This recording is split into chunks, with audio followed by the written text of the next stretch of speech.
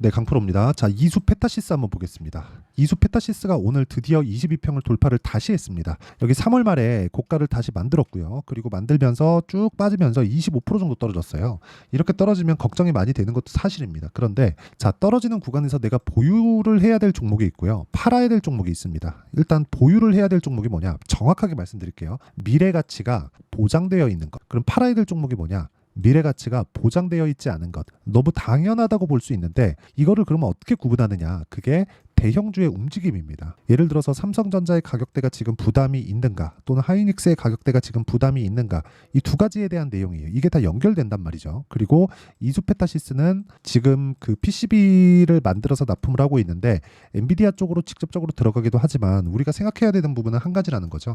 엔비디아에서 수요가 늘어난다. 그럼 PCB가 필요하다. 그럼 PCB가 필요한 내용을 가지고 호재로 인식해서 앞으로 좋아질 부분에 대한 내용이 만들어진다. 근데 이걸 순차적으로 보면 엔비디아가 좋아지고 여기까지 확인이 가능하죠. 그리고 나서 삼성전자 하이닉스가 좋아집니다. 그렇죠. 여기까지 확인이 가능하죠. 그러면 이런 부분을 먼저 반영을 해서 신고가를 만들어내요. 이수페타시스 같은, 그렇죠, 하위에 있는 기업들이, 이게 하위에 있는 기업들이 나쁘다는 게 아니라 이 상단에 있는 기업들 먼저 주가 상승이나 주가의 움직임이 먼저 나온다는 이야기를 드리는 겁니다. 그러면 여기서 확인할 수 있는 내용을 가지고 우리가 이수페타시스나 한미반도체 같은 관련돼 있는 종목군들을 매매를 계속해서 이어가는 게 중요하다. 이게 핵심이에요. 근데 여기서 우리가 다른 관점으로 한번 보시죠. 지금 엔비디아의 점유율은 100% 내려갈 겁니다. 100% 내려갈 거예요. 그렇다 그래서 AI 반도체에 대한 수요가 주냐? 그게 아니라 엔비디아가 지금 너무 폭리를 취하고 있어요. 그렇다 보니까 지금 이 AI의 아버지라고 불리죠. 샘 올트먼도 뭐라 그러냐면, 야, 도저히 나 니네 거 못 쓰겠다. 내가 차라리 펀드를 조성해서라도, 지금 뭐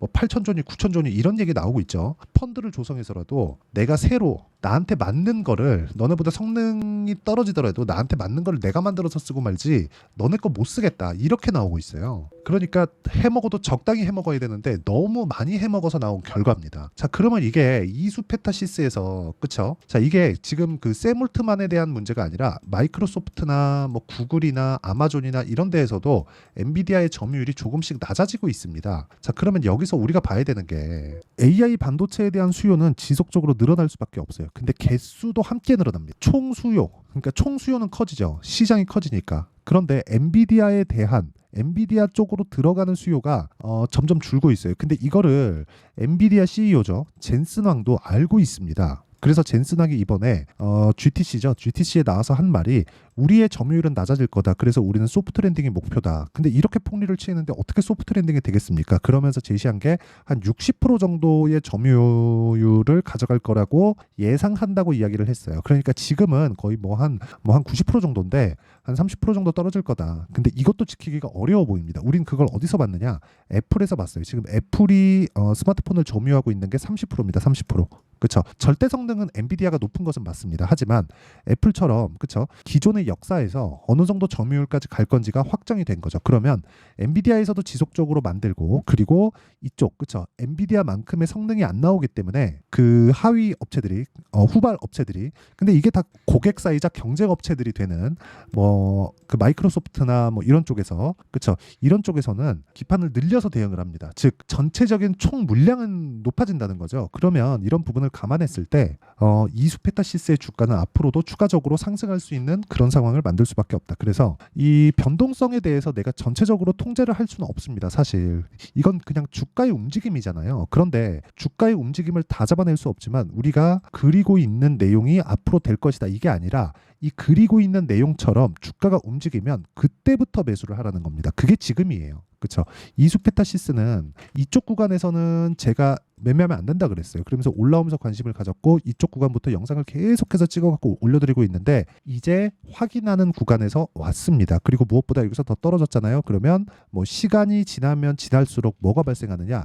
역배열 구간으로 다시 바뀌고요. 그럼 또 떨어집니다. 만약에 지금 삼성전자의 가격대가 막 9만 원, 10만 원씩 간다, 이러면은 문제가 될 수 있어요. 근데 지금 삼성전자의 가격대는 실적 발표하고 쭉 떨어져서 7만 원 한 중반 요 정도까지 떨어지다가 지금 오늘 오늘 가격대가 77,000원이니까 삼성전자의 가격대도 문제가 없고요. 엔비디아 같은 경우에도 조정을 어느 정도 받은 그런 상황이고, 그리고 관련돼 있는 종목군들도 계속해서 조정을 받고 있는 상황인데다가 무엇보다 엔비디아의 실적이 5월 20일 이후에 나옵니다. 항상 그 늦게 해요. 그러니까 다른 것들을 다 보고하기 때문에 이런 약간 좀 수요 둔화에 대한 부분이 일단 다 그 반영이 되어 있는, 그렇죠, 가격상 반영이 다 되어 있는 그런 상태라서 실적 발표 이후에는 긍정적인 그런 상황으로 바뀔 수 있다. 그러면 그 구간까지 우리는 물량을 모아가면서 준비해야 되는 그런 상황을 만들어내야 된다는 거죠.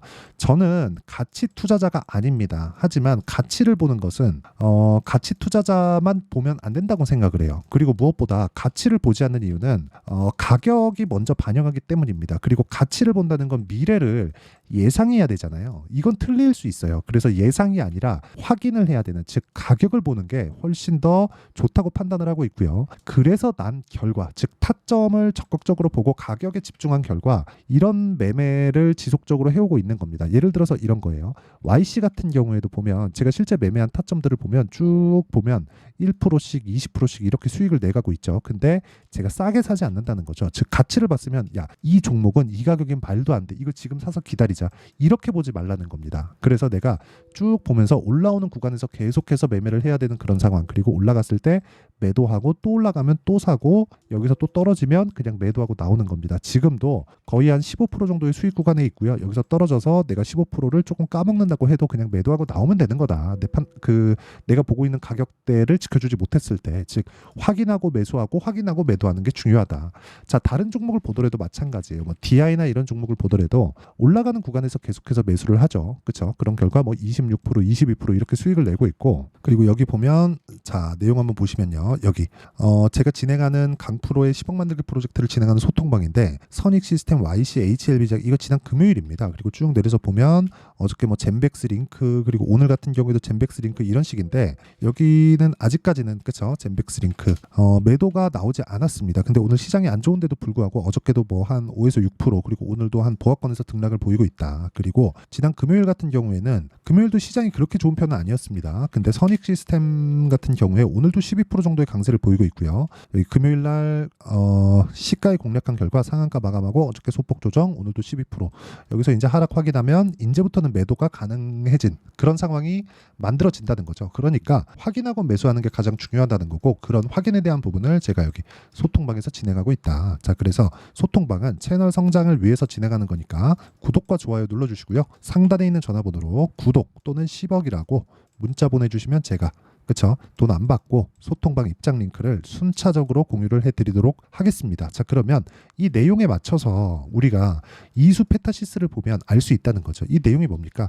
확인하고 매수를 했다. 확인하는 것 말고는 시장에서 우리가 보고 매수할 수 있는 그런 그 지표나 그런 상황은 없다는 거죠. 그러면 이수 페타시스를 제가 보는 내용이 정확하게 보이죠. 이제 먼저 올라갔기 때문에, 그렇죠, 주가가 먼저 올라간 거예요. 실적이 좋아지는 그 폭보다. 그렇죠. 그런데 이 구간에서 삼성전자가 버티고 있었을 때 계속해서 순환매가 돈다는 겁니다. 최근에 이 며칠 동안 강한 건 뭐죠? 낸드 쪽, 그렇죠. 낸드 쪽이 강합니다. 그래서 한양디지텍이나 이쪽이 계속해서 강세를 보이고 있는데 낸드 쪽이 무한정 강할 수 없기 때문에 이수페타시스 쪽으로도 시세가 돌 수밖에 없다. 즉 뭐 낸드, PCB, HBM, 그리고 비메모리 쪽, 그렇죠. 뭐 FSD나 이런 종목들 보면 최근에 강한 움직임을 보이고 있잖아요. 이런 식으로 순환매가 돌 수밖에 없다는 점, 그리고 그런 순환매에 대해서 우리가 이해를 하고 있어야만 타점을 잡을 수 있다는 점, 이게 중요하다는 거고요. 이수페타시스는, 그렇죠, 오늘 올라가는 상황이 나오면서 기술적으로도 다시 고가를 열 수 있는 그런 상황을 만들어 놨다는 겁니다. 그리고 이 내용에 대한 부분을 제가 실시간으로 여기 소통방에서 얼마에 잡아야 되는지를 다 공유하고 있고요. 구독과 좋아요 눌러주시고 상단에 있는 전화번호로 구독 또는 10억이라고 문자 보내주시면 제가 소통방 입장 링크를 순차적으로 공유를 해드리도록 하겠습니다. 자, 그러면 이 내용에 맞춰서 타점을 잡아야 된다고 했고, 이 타점을 어떻게 잡는지 그 원리에 대한 부분은요, 여기 이수페타시스의 가격과 단기 보유 전략, 자, 그리고 최근에 반도체 종목군들의 변동폭이 상당히 크기 때문에 그 반도체 종목군들의 변동폭을 계속해서 보면서 이수페타시스만의 실시간 타점을 제가 문자로 공유를 해드리도록 할 테니까 구독과 좋아요 눌러주시고 상단에 있는 전화번호로 이수라고 문자 보내주시는 분들에 한해서만 제가 이수페타시스의 실시간 타점과 함께 그쵸? 단기 보유 전략을 함께 공유를 해드리도록 하겠습니다. 단기는 2주 안에 수익 전환시킬 수 있는 가격을 보는 거, 이렇게라고 보시면 되고요. 철저하게 가격에 집중된 매매가 중요하다. 그쵸? 내용 정리합니다. 주식시장은 미래 가치를 반영하면서 올라가는 상황을 만들고요. 올라갔을 때는 미래 가치가 좋아진다는 게 되기 때문에 우리는 가격을 봤을 때 가치 투자를 하는 것과 마찬가지예요. 그런데 지금 현재 가치가 아니라 미래 가치를 봐야 된다는 점. 하지만 거기서 유일하게 볼 수 있는 지표는 가격이라는 점. 그리고 이런 부분을 이해했을 때 내가 꾸준하게 수익 볼 수 있는 매매를, 그쵸? 하기 위해서 어떤 식으로 뭐 분류하고 어떻게 판단하고, 그쵸? 그로 인한 결과가 어느 정도 나올 건지 이 내용에 대한 부분을 제가 다 이해를 시켜드리도록 할 테니까 영상 끝까지 시청하시고요. 모든 분들이 성공 투자하셨으면 참 좋겠습니다. 자, 24년도가 돼도 여전히 시장은 녹록지 못합니다. 이런 상황이 벌어지는 건 어쩔 수 없습니다. 이런 상황에서도 수익이 나는 종목들의 구조는 변하지 않습니다. 즉 대시세 종목에 대한 구조는 변하지 않는다는 거고, 실제 제가 소통방에서 지속적으로 이야기를 드리고 있는 내용도 대시세 종목이나 시장 주도주를 공략하는 건 철저하게 가격 분석을 하라고 이야기를 드리고, 가격 분석 이후에는 이슈에 대한 파악, 그리고 이슈를 파악하고 나서는 다시 내가 얼마에 매수할지 그 타점에 대한 부분을 지속적으로 언급을 하고 있습니다. 자, 근데 생각해 보세요. 1월 달에 시장이 굉장히 어려웠습니다. 어려운 상황에서의 어떤 종목들이 강했냐 보면 반도체와 그리고 바이오입니다. 자, 실제 여기 보면요. HLB에 제가 실제 매매한 내용을 띄워놓고 보여드리고 있는데 1월 22일부터 매매를 시작해서 4일 동안 31%의 수익 마감이 됐고요. 그리고 여전히 신고가 종목입니다. 자, 그리고 그 다음 어보브 반도체, 이름을 보시다시피 반도체 종목이죠. 그리고 AI 반도체는 지속적으로 강세를 보이고 있습니다. 이 종목도 신고가를 먼저 달성한 이후에 제가 21%의 단기간에 21%의 큰 수익을 내고 마감이 됐습니다. 다시 재공략을 준비하고 있고, 이런 부분은 소통방에서 다 공유를 해드립니다. 자, 그리고 그 다음 코세스. 자, 코세스 같은 종목도 당연히 그쵸, 신고가 종목이고요. 그리고 반도체 종목입니다. 이 종목도 영업일 기준에서 이틀 동안 대략 한 15%의 수익 마감이 됐습니다. 내용을 한번 보시면 어떻습니까? HLB를 포함해서 뭐 30%, 20%, 뭐 15% 이런 식의 수익이 지속적으로 발생하고 있는데, 이 세 종목 모두 다 신고가 종목이고 1월 달에 시장이 약세를 보이고 있는 구간에서도 강했었던 그런 종목입니다. 특징점이 하나 있는데 그 이슈에 앞서서 가격이 먼저 반영했다는 거죠. 자, 근데 그게 기업 밸류업 프로그램이라고 하죠. 그 종목들도 마찬가지입니다. 오늘은 그 부분에 대해서 이야기를 드릴 텐데, 그렇게 제가 가격을 먼저 보고 이슈에 대해서 파악하는 이유는 결과적으로는 큰 시세를 먹기 위한 사전 준비 작업입니다. 실제로 큰 시세를 먹기 위해서 사전 준비 작업을 했을 때 여기 레인보우 로보틱스 127%, 그리고 ISC 98%, 그리고 한미반도체 97%의 큰 수익을 내는 상황을 만들 수 있습니다. 어떤 식으로 소통방에서 진행됐는지, 그쵸? 그 상황을 제가 이야기를 드린 건데, 이런 상황도요, 당연히 신고가를 공략했을 때 가능한 겁니다. 자, 그러면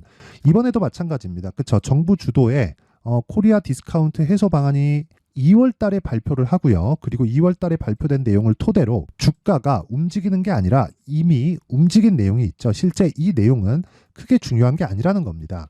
실제 움직인 내용을 보면, 자, 기아차입니다. 실제로 12월 달에 신고가를 만들어 놓고 정부에서 입김을 불어 넣으니까 순식간에 기아차를 포함해서 현대차 같은 거대 기업들의 주가가 2주도 채 되지 않아서 40% 정도의 큰 시세를 냅니다. 자, 그러면 우리는 어떤 종목을 봐야 될까요? 이슈를 파악해야 되는 것도 맞지만 철저하게 가격에 맞춰서 매매를 해야 되는 게 당연히 중요합니다. 정부가 주도하는 정책 방향이 있겠죠. 그 방향에 맞춰서 우리가 종목을 찾을 필요가 있다.